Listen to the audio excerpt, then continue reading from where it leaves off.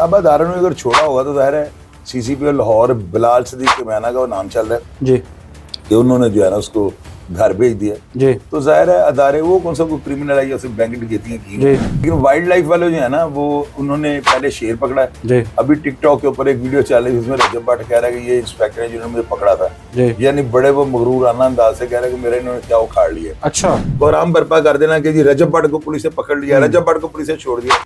यार रजब भट्ट एक आम सा आदमी है, उसको क्यों इतना आप कर रहे हैं? वो पकड़ा गया, वो छूट गया।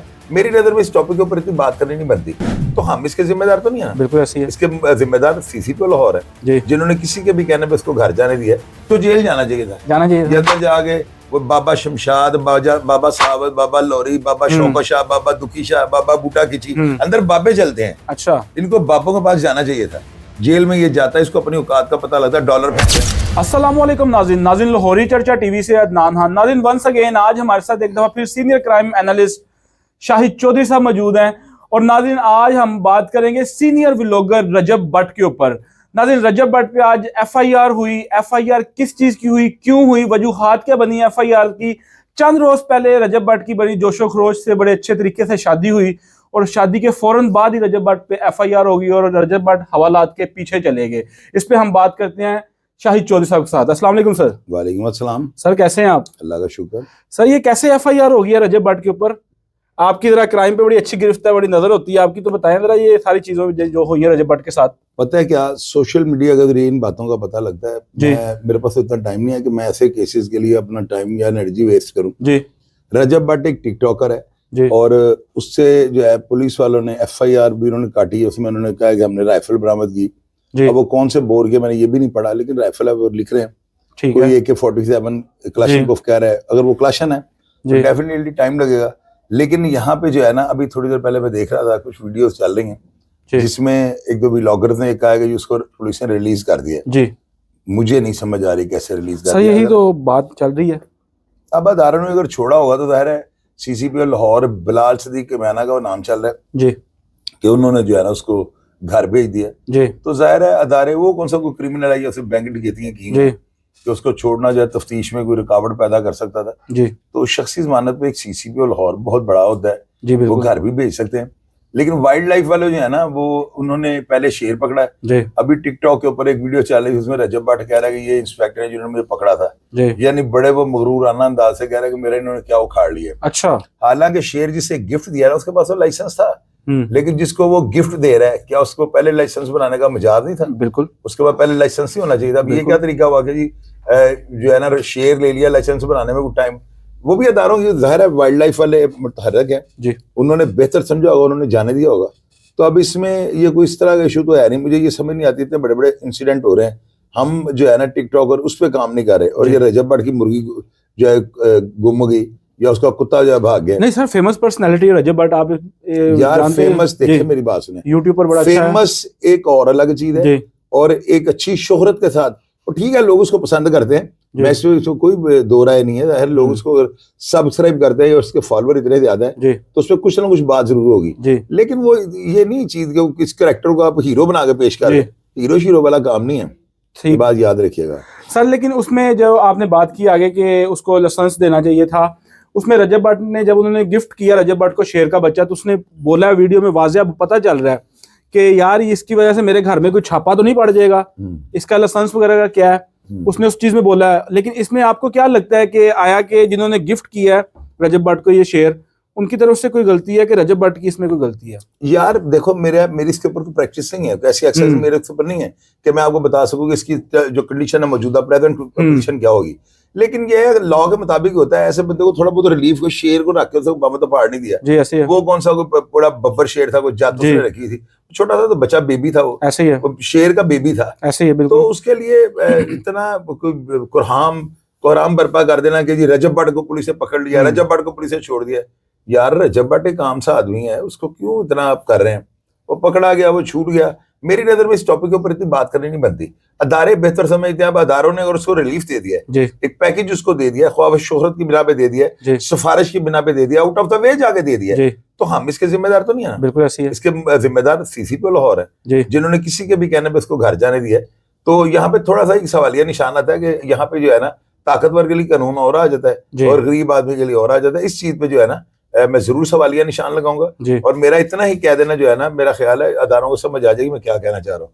मेरा तनकीदी पहलू भी होता है, ये जी। तनकीद बराए इस्लाह है। जी। इस तनकीद में तनकीद बराए जो है ना, मैं कोई नारकी इंतशार नहीं कर रहा हूँ। जी।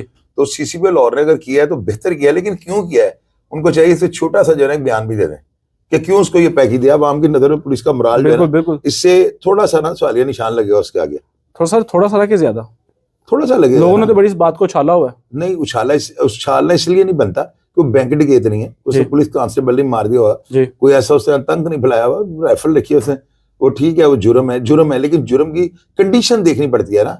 लेकिन सर उसमें आप ये भी तो बता रहे हैं कि वो जैसे ही रिहा हो गया उसने अपने टिकटॉक पे चलाया कि ये इंस्पेक्टर ने ये पुलिस वाले ने मुझे पकड़ा है, उसका एटीट्यूड लेवल तो फिर वैसे का वैसा ही वो है। चबल मारी है ना उससे। मैं पहले कहता हूँ ये लड़के में बड़ा ना इसके अंदर अभी मुंडा पान है ना, जी।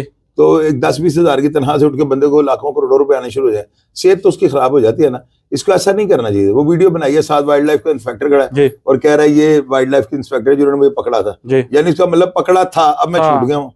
या दारों के मुंह को, वाइल्ड लाइफ वालों के मुंह के ऊपर रैप्टा मारा उसने, ऐसे ही बिल्कुल जन्नाटेदार थप्पड़ नहीं, रैप्टा जो पूरी उंगलियां खोल के पड़ता है वो मारा है। तो ये गलत है, झक मारी है दारों ने। पकड़ा ही क्यों था मुझे ये बताएं सर? अगर पकड़ा छोड़ने 4 घंटे के लिए शख्स जमानत पे ही छोड़ना था तो फिर उसको कोई और पनिशमेंट देते। अगर पकड़ा था तो फिर थोड़ा सा हवालात की उसको सैर करवाते थोड़े टाइम के लिए, कि उसको थोड़ी सी होश आ जाती। अदनान मैंने तो कहा था इसका एटीट्यूड देख के ना, इसका एटीट्यूड मैं नहीं कहूंगा, इसको मैं जरूर कहूंगा।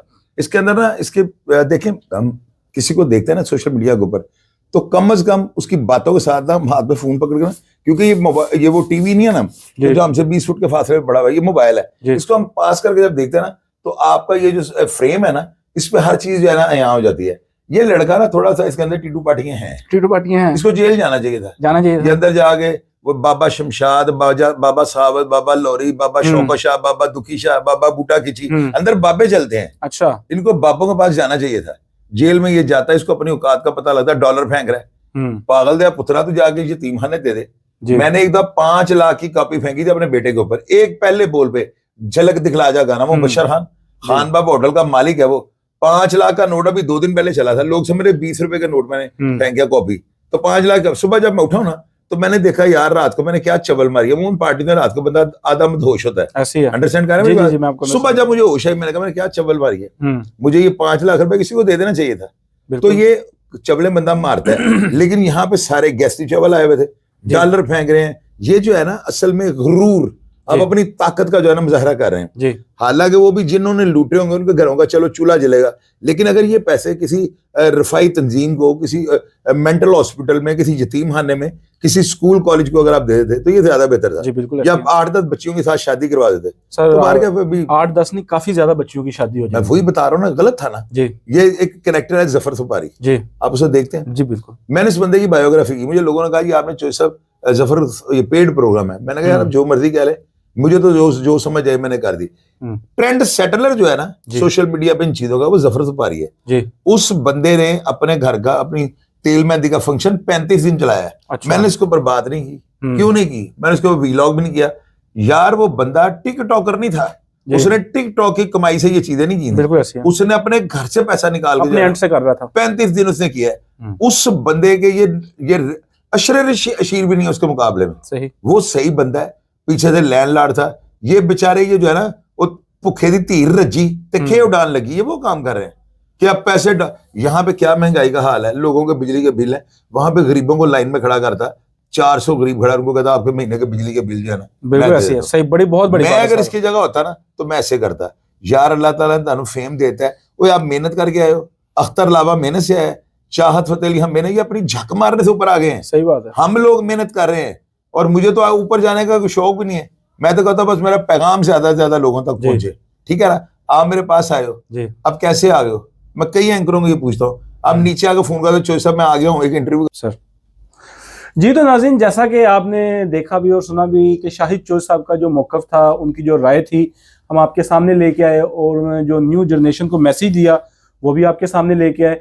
कमेंट सेक्शन आपकी राय के लिए बना और अपनी राय से हमें ज़रूर आगाह कीजिएगा। इसके साथ दें अपने मेज़बान अदनान खान को इजाज़त। कैमरामैन नुमान गोरी के साथ अल्लाह हाफ़िज़।